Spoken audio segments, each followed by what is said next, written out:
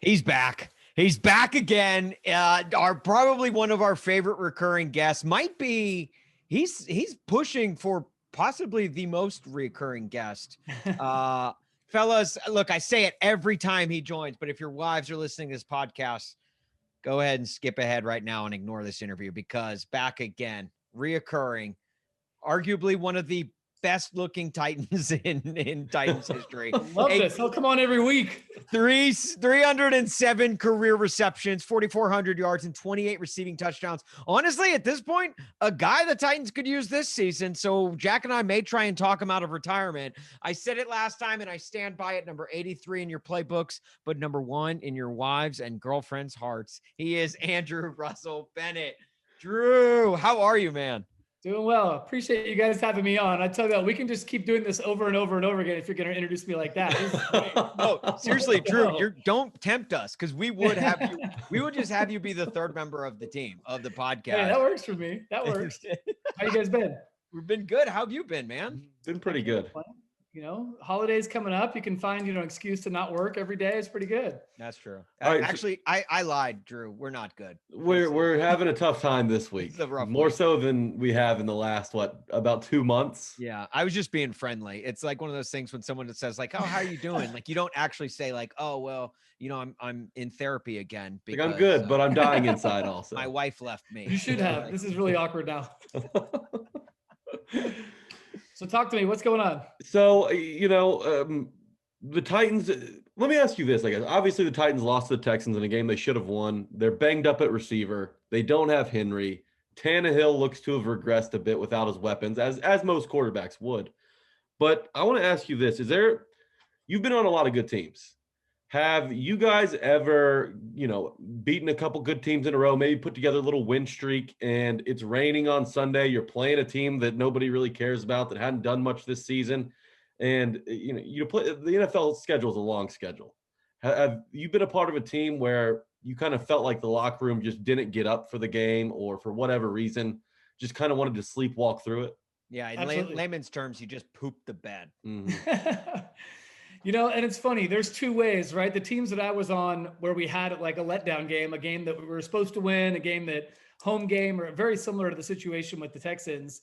And there's no question there's two ways you can go. Well, let me back up a little bit. First, you can tell it that week. And I don't know what the practice was like. I didn't follow it in the papers to see, if Vrabel was saying that guys were dropping passes, if guys were missed assignments, if that carried over to the game. But we, like you said, especially now with a 17-game season, you're going to have weeks that you just don't prep as well as you do other weeks. Really good teams can kind of sneak by on some of those. Teams that are on, have momentum to be a great team, which I kind of think the Titans were in that area. I think there's two ways to go from this, and this is a really, really big determining point for the season, is whether guys come in and watch extra film, whether guys hit the weight room a little bit more, whether guys take practice a lot more seriously this week. Like, typical when I was there, if you had a game like that, the next week, if you drop the ball, if you're 4 weeks into a winning streak, no one says anything. If you have a game like that and you drop a ball in practice, it's not the coaches, it's the players going like, dude, this is unacceptable. Let's go catch the ball. Right. And the same thing goes for every position and every player on the team. Like everyone's accountable. Guys leaving early from, meetings. A lot of times guys stick around and watch extra tape after meetings, after practice. And there'll be some guys, tapping guys on the shoulder saying, no, don't leave yet. Let's go back and watch a half-hour tape. So I'll be interested to see what, transpires, the next game and see if guys are really buckled in or really dialed in and buckled down for an important game. Now, maybe I'm like Ryan Tannehill put together on Sunday, probably the worst game of his career. And I think he would probably tell you that. So, and I am a perpetual Ryan Tannehill apologist, probably to a fault. But I feel like there was so much at play on Sunday that kind of fueled his poor performance. Obviously, he made some throws that never should have been made, and those are completely on him. But I do think there's a lot that goes into it. And I wanted to ask you, as a wide receiver and former quarterback, people forget that. True. Don't forget Drew Bennett, quarterback turned receiver.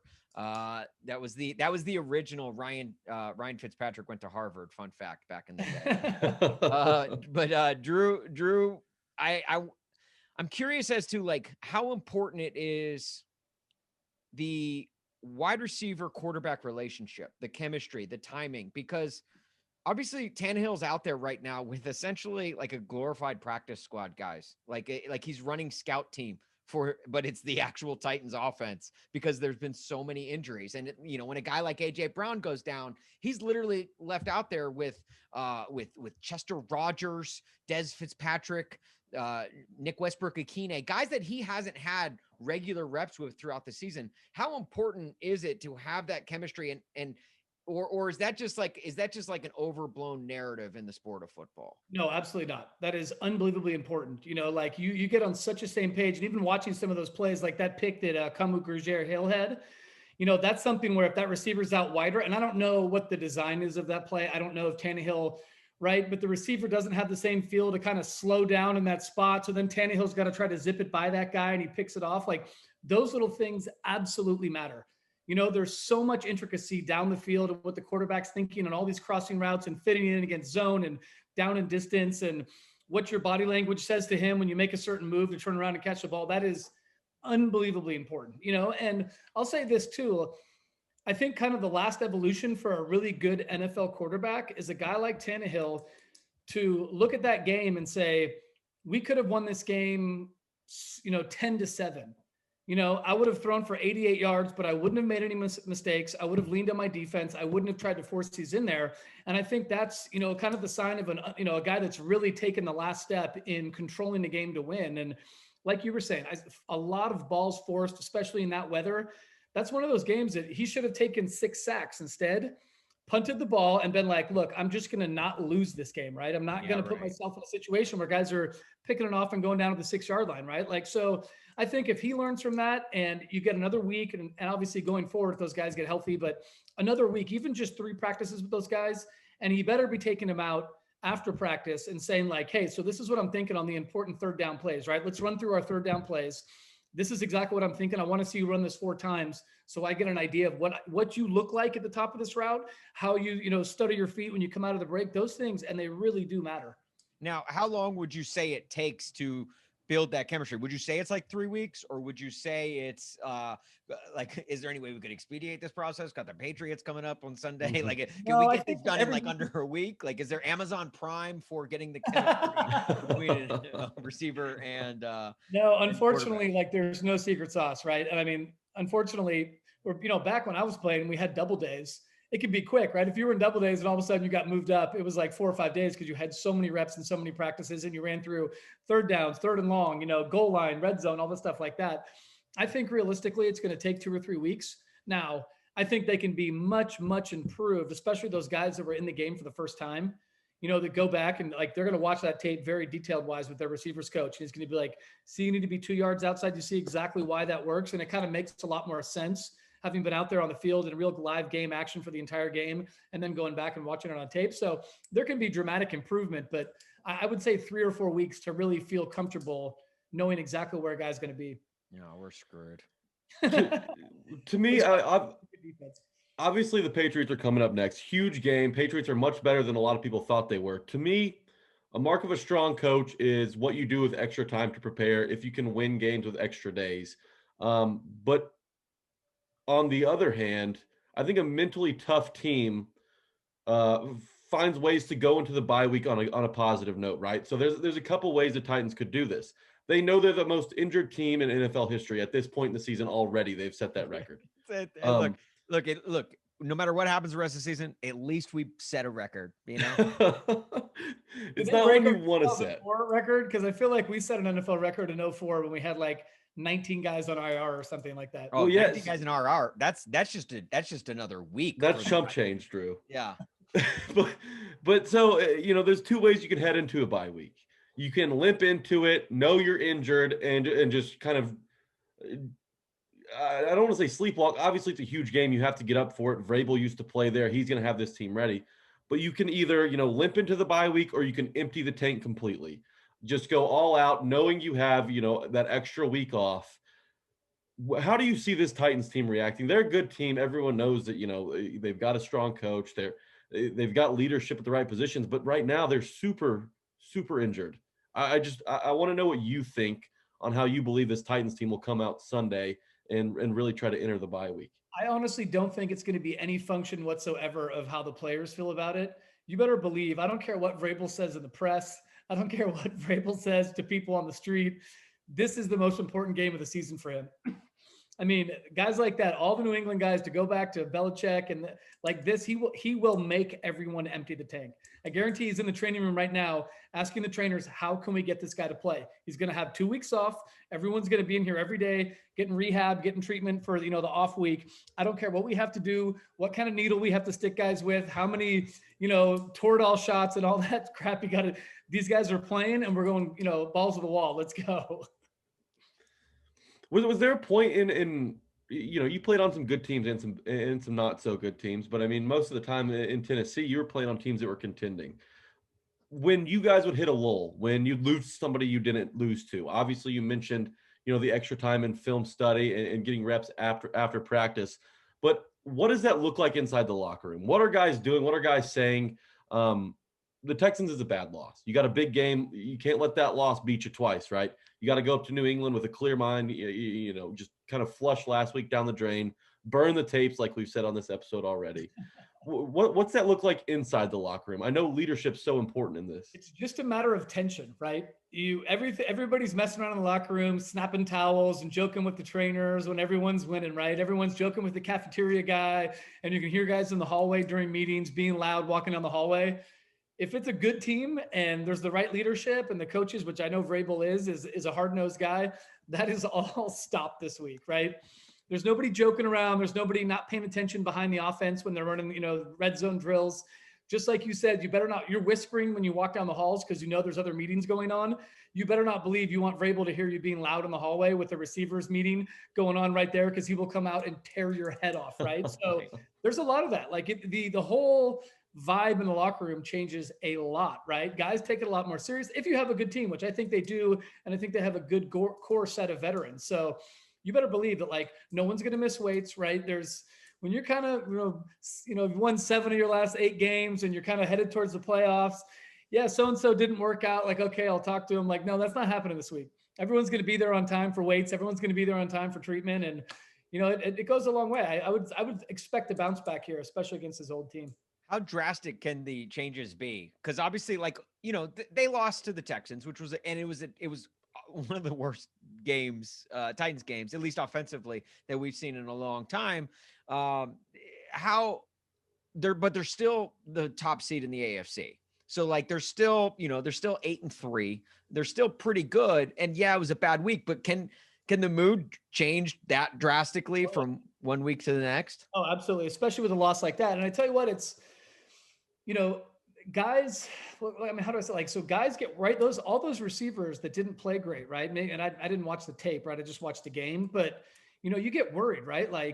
Those guys have not established themselves. So they're like, man, we just lost. I had my first time to play wideout to start and really be involved, and we lost to the Texans. I need to get my mind right. I need to really be dialed in, not make any mistakes. And look, these guys are pros. This is a good team. They're like that every week. But I'm telling you, the amount of tightness, and it's okay to make a mistake if you've won 4 in a row. It's not okay to make a mistake in a game, run the wrong route or something like that. So it's going to be a little, it's going to be a little puckering in that locker room. And, I think that'll be a good thing for the team. I think that, as an offense, you get a little worried, even Tannehill, right? Wait a minute, are we not that good? So you're going to approach the week much differently. And it's, being a little bit scared of wait a minute, are we not as good as we think we are, can be really good if you are really a good team, right? To see how much can we concentrate this week and how much can we, change our mojo at practice and be, error-free during practice. Just knowing that you're mortal, I feel like, is something this Titans team needed to figure out sooner rather than later. You don't want to be, in the playoffs realizing oh, wait, we can be beat, This could serve as a wake-up call. Confidence is so fragile. I mean, it really is. And everyone knows that from every sports, but it's so fragile. So to have it bruised a little bit is a good thing. If you do have a good team and you can bounce back and you're not really walking with your chest out as much.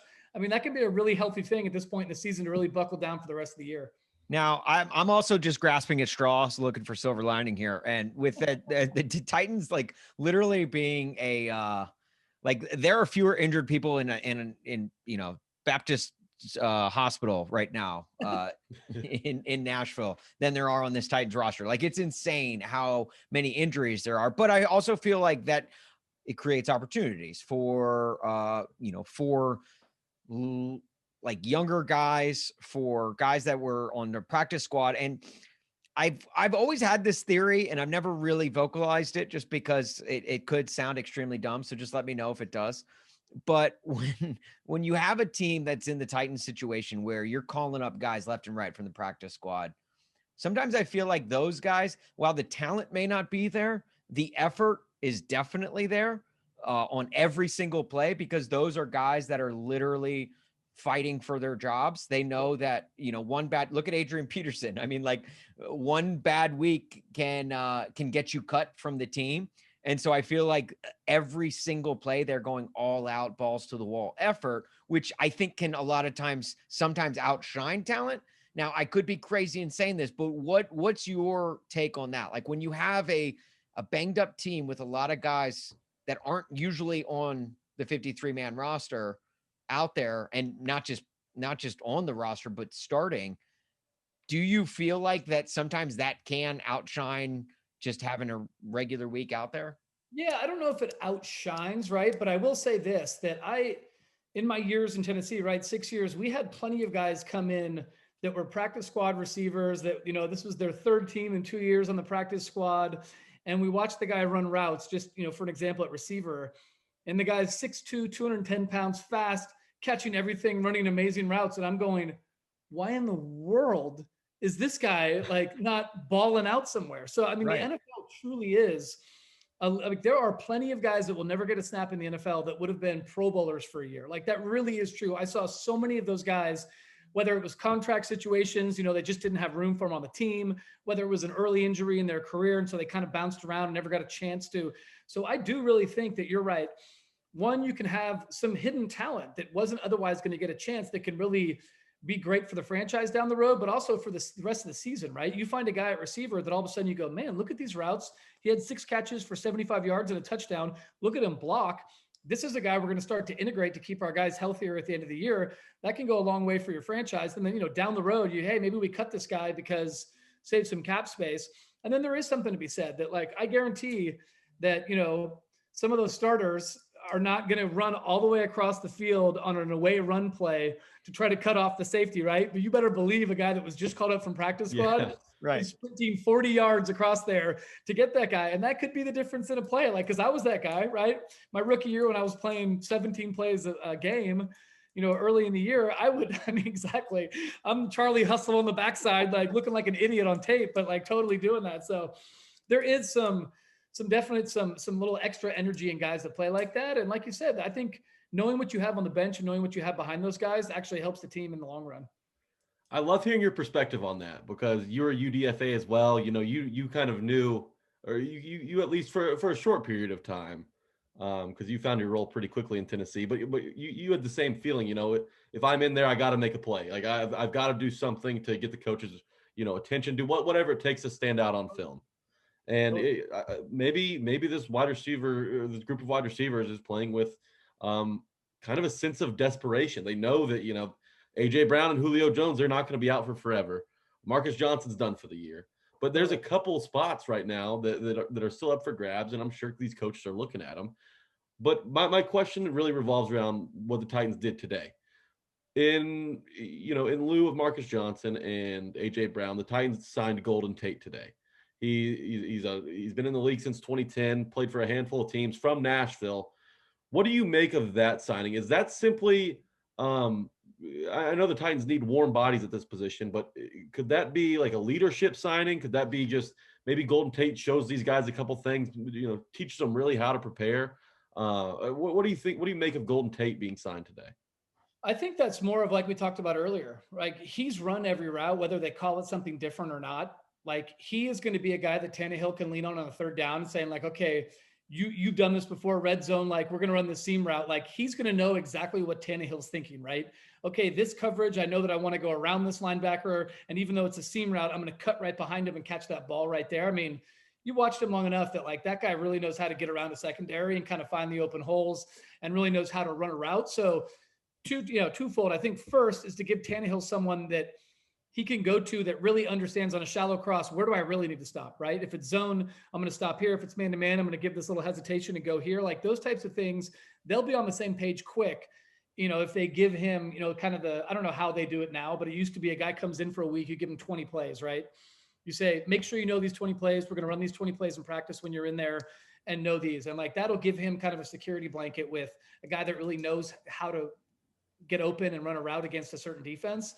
And then, like you said, like that, he'll be a guy at practice, since those other guys are probably not out there the whole time, telling those guys exactly what they need to hear and teaching them how to, get off the line of scrimmage, do things like that can help them a lot. So you're fully anticipating Golden Tate to be out there and contributing come Sunday? Yeah, Yes. I heard Pro Bowl. You said Pro Bowl? Yeah, he's going to have 47 catches, 1,000 yards. He needs Billy Volek to be brought in. I think my that's God, right? I mean, we could do it. Hey, if they need someone that can run a hitch route and then pull his hamstring, I'm in. See if you guys can work that out. Okay. Hey, we'll put in a call for you. Yeah, right. So Drew, I was actually, I'm actually glad that you joined us this week, because it was either last week or the week before. Jeff Fisher, you know Jeff, right? You're familiar with? Oh, yeah. He joined Pat McAfee's show, and he referenced a Titans game that I had completely forgotten about. A game that was just so incredibly epic. I want to say 2004. It was the year, obviously, Steve McNair was injured. Billy Volek was starting. You guys go to the RCA Dome and you play Peyton Manning and the Colts. And obviously the Peyton Manning, this is like when they're like they're firing on all cylinders. They're unbeatable. They were literally so good. So you're saying about real quick though about Peyton Manning, he's the only guy that doesn't need receivers. Now I know he had Reggie Wayne and Marvin Harrison, so but we would have a practice squad guy like tight end Brian Fletcher from UCLA was signed off the practice squad the week we played Indy, and he caught 2 touchdowns against us on Sunday. Like Peyton Manning is just like, you do this and I will throw you a touchdown. I am that good. You don't have to be a good receiver. Like the guy, he was something else. He didn't play with anybody. It was guys like Austin Collie that would turn out to be just have Pro Bowl seasons out of nowhere and then completely fall off the face of the earth. It was just, right. That had 11 touchdowns at like age 39. I mean, oh man. Okay, sorry. Go ahead. All right. Well, let me ask you this though, just based off of that, would Drew Bennett be in the Hall of Fame if he played with Peyton? Yes.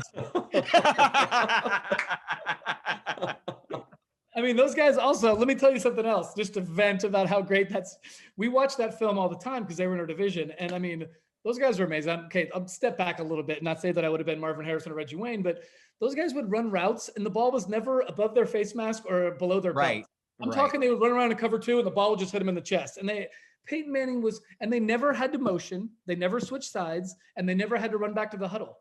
So they could play the entire game, right? We get in there and Heimerdinger would be like, all right, you're going to break the huddle, run out there, zoom all the way across, run a post, and you have to run all the way back to the huddle. Then the next play, you're going to zoom the other way. And I'm like, dude, I just ran 600 yards in 2 plays. Why aren't you in there on 3rd down? I'm like, because I'm exhausted. Yeah, can I just run suicides? Jeez. Right? So anyway, but go on. Yes, that was quite a game. Okay, so 2004, I think it's later in the season. You guys are playing, you're playing the Colts, and it's one of those things where it's like the Titans were banged up. It's actually kind of similar to where the Titans are at right now. You guys were very banged up, and Jeff Fisher knew this going in and knew that you're going up against just a behemoth of the Indianapolis Colts team. And he comes into the week, first meeting, I think, of the week, and just tells you guys, hey, we're going to onside kick on every single kickoff. And no joke, I believe there were 5 onside kicks in the game, at very least the first 5 kickoffs of the game. And for a good chunk of the game, you guys had a lead. Ultimately, Colts won, but we don't need to talk about that. My question to you is, can you take us through that week and just that game? Because there's highlights of it on YouTube, which I went back and watched. Like, people forget how amazing that this game was, because it was one of those things where it's like, oh, the Titans onside kick. Oh, wow, they onside kicked again. Surely they won't do it 3 times in a row. And they do, and they keep doing it, just like every kickoff. Like, and I love the fact that Jeff Fisher was like, F it, let's do it. I got 3 touchdowns in the first quarter of that game. I was going to say, yeah, you scored in that game too. I had 3 catches for 122 yards and 3 touchdowns. That was it. And it was all in the first quarter. We were up like 21-0. And still, this is, like you said, the only person starting on offense that started the season was Benji Olsen. So think about that. 11 guys. The only other guy in the huddle from the first game was Benji Olsen, the right guard. Yeah. So it's very similar to kind of what we're looking at right now with this Titans team. So Fisher basically, without saying like, we can't beat them fairly. We're going to have to, we ran a fake punt. We onside kick. Yeah, that's right. Yeah. Literally, Billy and I just threw it down the field the entire, we were up 21-0 and we were still like, there's no way we're going to win this game. I remember watching it. I was just like, oh my, like I kind of love this. Because I was younger and I was like, onside Madden, onside kick every time. I want the ball. Go for every fourth down. So, but to see it actually happen at the NFL level, I was like, oh my God. Right. It feels like something you'd see, not even in college football. You'd see it in high school football, you'd see it something like that. So he comes to you guys the very first game or the very first meeting of the week and says, hey, this is the plan. You guys, practice throughout the week. And then he also said on Saturday night, the night before the game, he came and he said, hey, does anyone have any objections to us doing this? And no one raised it. Everyone was all in. Like, what were those meetings like? Were you guys, does that fire you guys up? Yeah. Oh, totally. Like, I just think that, guys are so beat up by that point, right? Both mentally and physically, obviously, but like, why not? Like, let's go have some fun. Let's do some crazy stuff. Let's see if, exactly like you say, we can jump on these guys 21-0 and then try to hang on for dear life. I mean, everyone knew that if we lined up and played regular zone defense and kicked it deep to Peyton Manning every time, that it was very unlikely we were going to win that game. So why not, right? We're feeling like we're going to get beat bad anyway by this team that's running on all cylinders. Let's go do something wild. And that's exactly right. It's really fun being on the sideline, standing there. No one's going to the bench, right? Because the entire offense knows, hey, this is the third time in a row we're kicking off, but we're going to onside kick again. Let's go watch this. This is amazing. So funny. That's one of the funniest things I've ever seen in the NFL. And it was literally just Jeff Fisher. Like the fourth time they even put their hands team out there, like they even moved everybody. Fisher still kicked an onside kick. Right. I just picture the defense on the sideline. Like, are we going to play today or what's going to happen here? Hey, by the way, Jeff Fisher and Floyd Reese, obviously posthumously inducted into the Titans Ring of Honor this week. Yeah. For that game alone, that's the reason they said that that's right. They said just because you had the balls, the gonads to kick 5 onside kicks in a game. That should be enough to get you up there. But those guys get put in the Ring of Honor. You were UDFA, and I mentioned this before. Coach Fisher and Floyd Reese.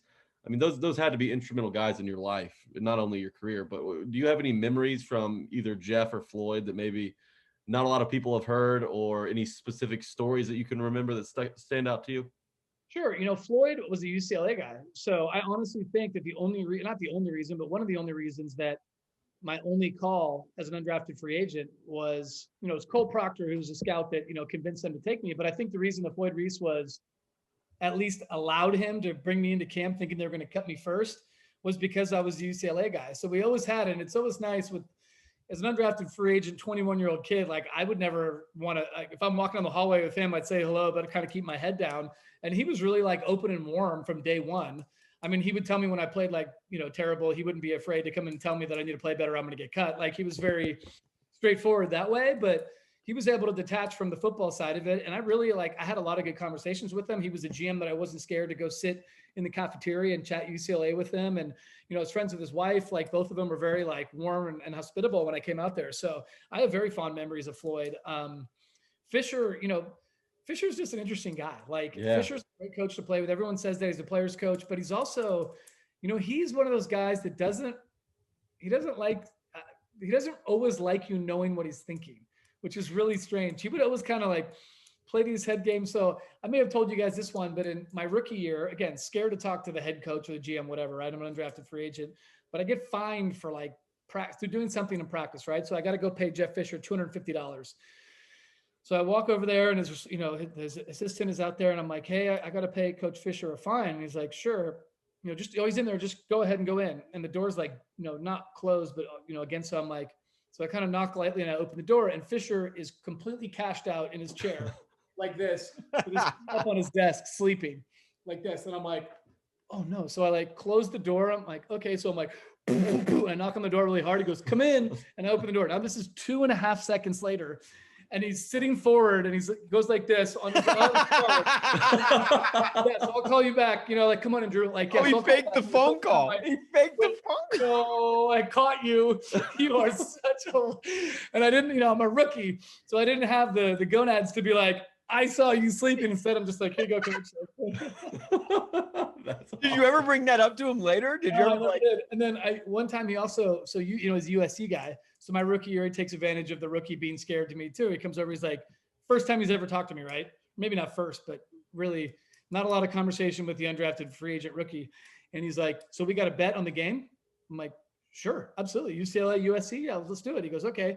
How about a case of your favorite beverage? I'm like, yeah, sure, coach, whatever, like knowing that we're going to get waxed. I just like, yeah, I want to have a skin in the game. Yeah. Right, so they get, UCLA gets beat and I see him at practice the next day. I'm so excited to ask him what kind of beer I'm supposed to buy him, right? I'm like, hey, coach, what kind of beer? He goes, beer. I said a case of your favorite beverage. Here's the name of the wine that I want at, so. Oh my God. Oh no. Okay. Dude, it ran you a pretty high bill, didn't it? Oh yeah, it was fun. I imagine. Jeff Fisher is like an exotic wine lover, like some of the higher end wines that you can find. Yeah, no, totally. It was like that. I'm like, yeah, I'll take this. They're like, this is what it costs. I'm like, no, just for this. They're like, yeah, that's what this costs. Like, right. Great. Oh my gosh. Well, I taste oak. Yeah, I'm getting nodes of is that very earthy orange blossom? Yeah. You guys are professionals. Listen to you. Yeah, clearly that's the one thing people think about when they hear us talk. Definitely wine professional. Now, Drew, it is perfect that we're getting you on this week because we're freshly removed from UCLA, USC. The Bruins. Now, I went to a high school where our nickname was the Bruins, so I have a soft spot for UCLA. I like UCLA, and God bless and go Bruins. How are you feeling? How are you feeling about after the big win across town? So there's a lot of USC people in my neighborhood that I now mingle with on the golf course and at work and this and that. So it's actually probably more important now than it ever has been, right? Because we're more desperate to hang on to our college days. And so like I won more money this week than I did when I was playing in the NFL because there weren't as many USC guys around. Oh, nice. No, it's funny. I mean, not to go too far down the UCLA, but I was either hoping for like Rose Bowl and a great team or them to go 2-9 and fire Chip Kelly. Mm-hmm. I just don't feel like he's the long-term answer in a way that I was hoping for. So it's kind of one of those bittersweet where great, they're going to be 7-4, you know what I mean? Like, go to the Holiday Bowl. Yeah. We'll see. So how do you feel about Chip Kelly? You want him to go, or are you? I don't know who we'd replace him with that would be better. For me, Jeff Fisher. I always struggle with hiring named coaches that have been fired from their last 3 or 4 jobs, right? That's ridiculous to me. Yeah. So, you've gone to these like this, he's been fired 4 times in the last 8 years from the previous jobs, whether it was the NFL. It just seems crazy to me. I would rather take a chance on some offensive coordinator from a program that's, Cincinnati's offensive coordinator, right? Up and coming. Someone that's unproven that at least can bring a new culture and a new system and a new, maybe recruit better than a guy that's been in the Pac-12 already, obviously had some great success there, but then petered out and didn't do well in the NFL. Like, why bring a guy that hasn't, I don't know. I don't know how you guys feel about it, but the name hire frustrates me a little bit when it isn't backed up by the good, few years of history. Are you bummed that UConn went out and got Jim Mora Jr. and that you couldn't bring him home? That would have been amazing. Okay, last thing from me. Thanksgiving's this Thursday. Yes. Matthew Judon of the Patriots said that mac and cheese does not belong on the table. He said it's just cheese and noodles. What is Thanksgiving like at the Bennett household? And do you have any hot takes on what should or should not be at the table on Thanksgiving? Yeah. What's your worst Thanksgiving take? Mac and cheese doesn't belong on the table? Yeah, what a monster. Yeah, I can't believe he said that. That alone should light a fire under the Titans. Anything else you said? Because my blood pressure was rising. Right. Yeah, he should be jailed for that comment, honestly. I know freedom of speech is the big thing in America, but if you say something like that, you should be jailed. Now I know we're going to win this week because there's no way to beat them. Right. Like the Titans players are going to be like, I heard what you said about mac and cheese, dog. No, we do a pretty standard operation, I'm trying to think how'd you say that. Most of the fun stuff for my Thanksgiving is uncle reaching across the table in his big fuzzy 80s sweater and lighting the whole sweater on fire and then running around the room, like things like that. Like that's what Thanksgiving is to me, is, someone getting too drunk and falling out of their chair. Like it's not the food, it's definitely those types of things. So I can't think of anything. You know what? We actually might, that is untrue. We have an oyster dish that I guess has been in my family, like baked oyster casserole. Ooh, wow. Man. I want to say that there's no reason you should cook it. It's disgusting. Once you eat it for 15 years, it becomes one of those things where you only like it because nobody else likes it and because you've had it for so long, right? So when I was growing up, I was like, Dad, this is the most repulsive thing on the planet. This is a family tradition. You're gonna like it, and now I do like it, but it's an acquired taste. Yeah. Hey, cranberry sauce or no cranberry sauce? Oh, I'm a cranberry guy. Yeah. Me too. Everything. I'm a big swirl it all up, right? Like I don't like, some people don't like their food touching. I'm kind of everything in the middle, a bite of everything with everything, right? I like gravy on everything. Love it. About you? I'm the same way. Yeah. Are you canned or regular cranberries? I don't care. Okay. I know there's a polarization there, but I really don't care. There is. Mm-hmm. Yeah. It's like I said, by the time I mush it all in the middle and I don't know what I'm eating, it doesn't matter to me.